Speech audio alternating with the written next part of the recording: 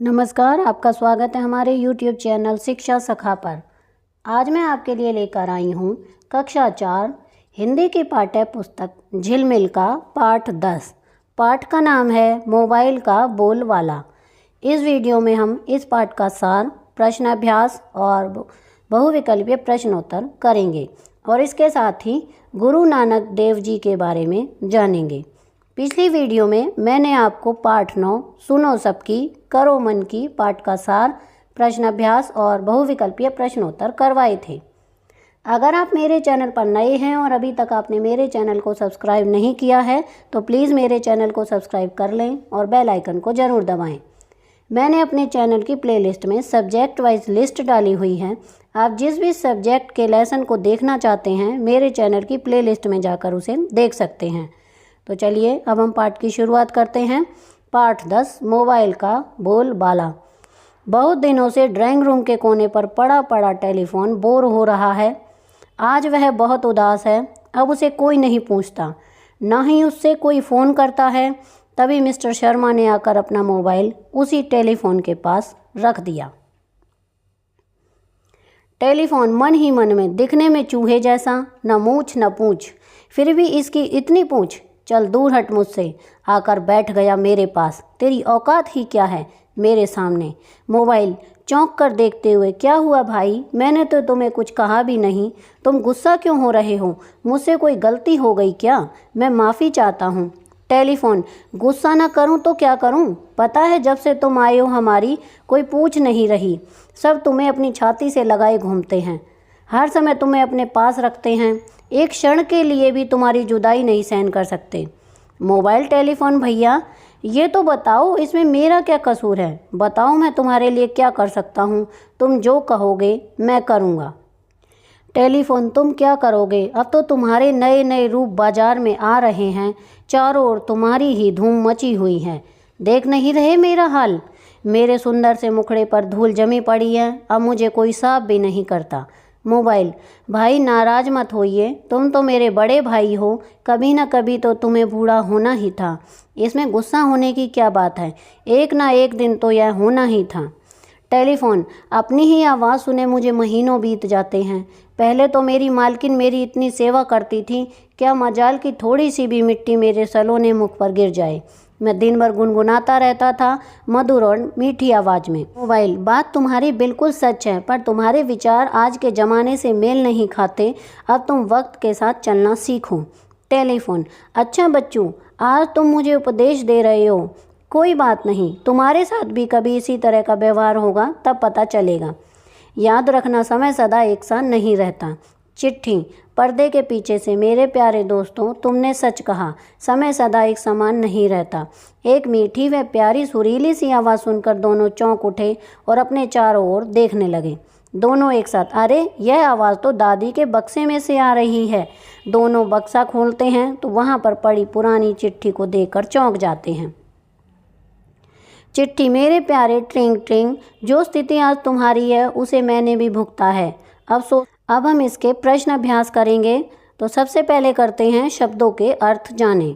कसूर इसका अर्थ है गलती, दिलासा का अर्थ है तसल्ली, नाराज का अर्थ है गुस्सा, बेचैनी का अर्थ है घबराहट, वक्त का अर्थ है समय, सलोने का अर्थ है सुंदर, क्षण का अर्थ पल, सफ़र का अर्थ है यात्रा, सुहाना का अर्थ है अच्छा लगना।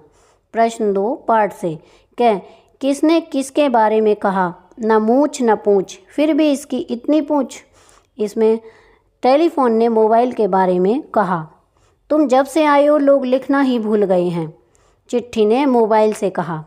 खैर चिट्ठी और टेलीफोन की दशा एक जैसी क्यों है, चारों तरफ मोबाइल की पूंछ है, चिट्ठी और टेलीफोन को कोई नहीं पूछता, इसलिए इनकी दशा एक जैसी है। गै मोबाइल हमारे लिए किस प्रकार उपयोगी है। 1 मोबाइल से हमें कभी भी कहीं भी बात कर सकते हैं। 2 इसे कहीं भी ले जा सकते हैं। 3 यह बहुत हल्का होता।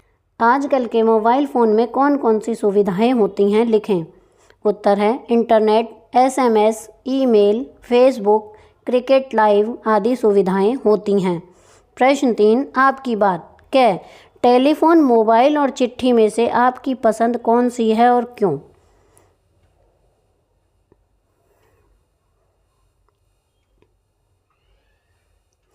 इसका उत्तर है हमारी पसंद मोबाइल है, क्योंकि इसे कहीं भी ले जाया जा सकता है, इससे कभी भी बात कर सकते हैं। प्रश्न 6, टेलीफोन, मोबाइल या चिट्ठी में से आपके घर में किसका प्रयोग सबसे अधिक होता है और क्यों? उत्तर है हमारे घर में मोबाइल का सबसे अधिक प्रयोग होता है, क्योंकि यह समय की मांग है। इससे समय और पैसे की बचत होती है।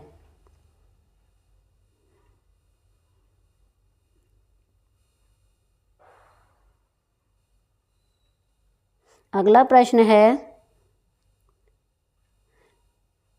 प्रश्न 4 पाठ से आगे।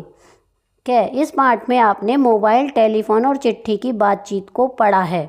रबड़ पेंसिल, कॉपी पेन, मेज कुर्सी आपस में क्या बात करते होंगे? अपनी कल्पना से बताएं। नमस्ते पेन। पेन कहता है नमस्ते कॉपी। कॉपी कहती है कैसे हो? पेन कहता है आप कैसे हो? कॉपी कहती है मैं ठीक हूँ। पेन कहता है मैं भी ठीक हूँ। प्रश्न 6, आजकल के मोबाइल फ़ोन में कौन कौन सी सुविधाएं होती हैं, पता लगाएं।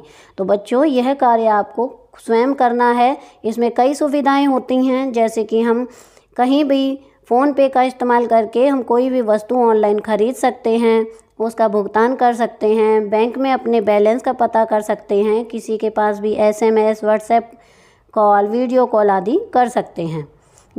आपने पढ़ा है कि समय के साथ साथ नई चीज़ों की खोज होती रहती है। लोग पुरानी चीज़ों का उपयोग कम कर देते हैं। अपने घर के बड़े बुजुर्गों से पता करके ऐसी चीज़ों की सूची बनाएं जिन्हें आजकल के प्रयोग में नहीं लाया जाता या जिनका उपयोग कम हो गया है। उनका स्थान लेने वाली वस्तुओं के भी नाम लिखें। तो यहाँ पर देखिए 1 नंबर पर है काला सफ़ेद टीवी। ये पुरानी चीज़ें थीं, अब इसका स्थान रंगीन टीवी ने ले लिया। दूसरा है घड़ा, पहले पुरानी चीज़ों में आता है और अब फ्रिज चलता है। नंबर 3 घोड़ा गाड़ी, पहले चलती थी, अब कार और बस चलती हैं। नंबर 4 साइकिल, अब मोटरसाइकिल। नंबर 5 चिट्ठी, अब मोबाइल चलता है। शिक्षक की सहायता से कक्षा में इस पाठ को अभिनय द्वारा प्रस्तुत करें। तो हम शिक्षक की सहायता लेकर इस पाठ का अभिनय भी कर सकते हैं। प्रश्न 5, दिन का उल्टा रात और सुख का उल्टा दुख होता है। पाठ में आए निम्नलिखित शब्दों के उल्टे अर्थ वाले शब्द लिखें। बहुत का होगा कम, उदास का खुश, साफ का गंदा, बूढ़ा का जवान, दोस्त का दुश्मन, कल का आज। पढ़े समझे और लिखें। पाठ में हेर फेर, गिटर पिटर आदि शब्दों के जोड़े आए हैं। ऐसे ही जोड़े वाले कुछ और शब्द लिखें, जैसे कूड़ा कचरा, ऊपर नीचे, आगे पीछे, बाहर भीतर, अंदर बाहर, आज कल, कम ज़्यादा। प्रश्न 6, उपयुक्त शब्द छांटकर रिक्त स्थान भरें। शब्द हैं सुंदर, औकात, समय, सफ़र, धूल, समान, मेरे, कल। तो तेरी डैश ही क्या है, डैश सामने, तो यहाँ पर आएगा तेरी औकात ही क्या है मेरे सामने। मेरे डैश से मुखड़े पर डैश जमी है, इसमें आएगा सुंदर से मुखड़े पर धूल जमी है। तुमने सच कहा, डैश सदा एक डैश नहीं रहता, इसमें आएगा समय सदा एक सा नहीं रहता। जिंदगी एक सफ़र है सुहाना, यह कल क्या हो किसने जाना। तो यहाँ पर सफ़र और कल आएगा। तो यहाँ पर हमारा प्रश्न अभ्यास का कार्य पूरा हो गया है। अब हम इसके बहुविकल्पीय प्रश्नोत्तर करेंगे। प्रश्न 1, आज के युग में निम्न में से किसका बोल वाला है? टेलीफोन, पोस्ट कार्ड, मोबाइल, दूरबीन। इसका सही उत्तर है मोबाइल। प्रश्न 2, जरा ध्यान से सुने। दिखने में चूहे जैसा, न मूछ न पूछ, फिर भी इतनी पूछ, चल दूर हट मुझसे। इन पंक्तियों में निम्न में से किस यंत्र की बात हो रही है? Mouse, ATM, mobile phone, calculator. इसका सही उत्तर है मोबाइल फ़ोन। प्रश्न 3, जब से मोबाइल आया है तब से इनमें से किसकी पूंछ कम हो गई है? घड़ी, टेलीफोन, बैंक, टेलीविज़न। इसका सही उत्तर है टेलीफोन। प्रश्न 4, पाठ के अनुसार किसके नए नए रूप बाजार में आ रहे हैं? मोबाइल, टेलीफोन, कैमरा, चिट्ठी। इसका सही उत्तर है मोबाइल। प्रश्न 5, पाठ मोबाइल का बोलबाला में 3 साधनों की चर्चा दर्शाई गई है। मोबाइल, टेलीफोन, टेलीविज़न, चिट्ठी। इसका सही उत्तर है टेलीविज़न। प्रश्न 6, तुम जब से आई हो लोग लिखना ही भूल गए हैं। इस पंक्ति में तुम निम्न में से कौन है? क टाइपराइटर, ख चिट्ठी, ग मोबाइल, घ टेलीविज़न। इसका सही उत्तर है ग मोबाइल।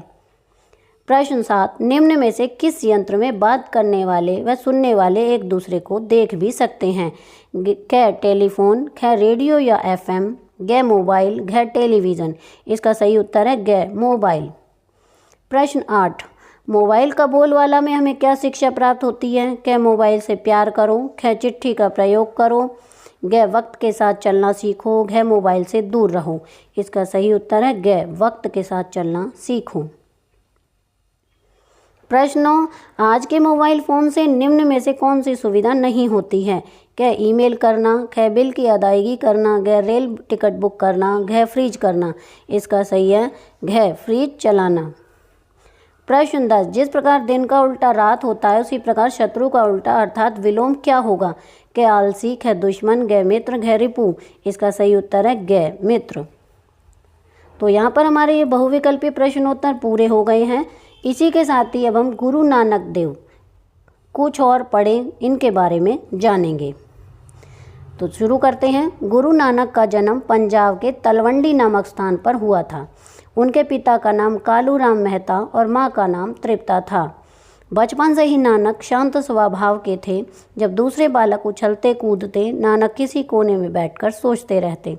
उनका मन सांसारिक कार्यों में नहीं लगता था। एक बार मेहता जी ने कुछ रुपए देकर नानक को व्यापार करने भेजा।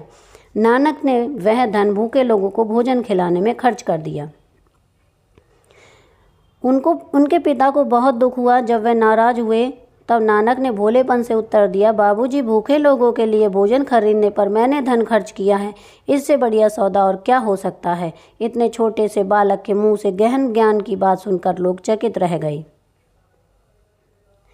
एक बार गुरुजी अपने शिष्यों के साथ एक गांव में पहुंचे। उस गांव के लोगों का व्यवहार अच्छा नहीं था।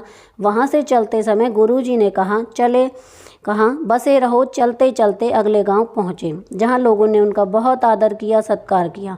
यहां के लोगों में बहुत सेवा भाव था। वहां से विदा लेते हुए गुरुजी ने कहा, भगवान से मेरी विनती है कि यह गांव उजड़ जाए। ये सब देखकर मर्दाना ने कुछ कहे बिना रहा न गया। उसने पूछा, गुरु महाराज, आपके ढंग बड़े निराले हैं। जिस गांव के लोगों ने आपकी बहुत सेवा की, आपने उनके उजड़ जाने की कामना की। जिस गांव वाले ने आपके साथ बुरा बर्ताव किया, उनको आपने बसे रहने का आशीर्वाद दिया। मेरी समझ में तो कुछ नहीं आता। गुरुजी ने मुस्कुराकर कहा, प्यारे शिष्य, जो लोग अच्छे होते हैं, दूसरों की सेवा करते हैं, उन्हें जगह जगह फैल जाना चाहिए। ऐसे लोग चारों ओर सुख और आनंद फैलाएंगे। स्वार्थी और दूसरों का अनादर करने वाले लोग एक ही स्थान पर रहने चाहिए ताकि उनका प्रभाव दूसरे लोगों पर ना पड़े। गुरुजी का उत्तर सुनकर मर्दाना प्रसन्न हुआ। आज उसने जाना कि गुरु के कथन में कितना ज्ञान और सत्य होता है। उसका मन श्रद्धा से भर उठा। तो यहाँ पर हमारा ये पाठ पूरा हो गया है। अगली वीडियो में मैं आपको पाठ 11 रहीम के दोहे पाठ के सरलार्थ, सार, प्रश्नाभ्यास और बहुविकल्पीय प्रश्नोत्तर करवाऊंगी। आपको मेरी ये वीडियो कैसी लगी मुझे कमेंट करके ज़रूर बताएं। वीडियो को लाइक करें, शेयर करें और चैनल को सब्सक्राइब करना ना भूलें। Thank you.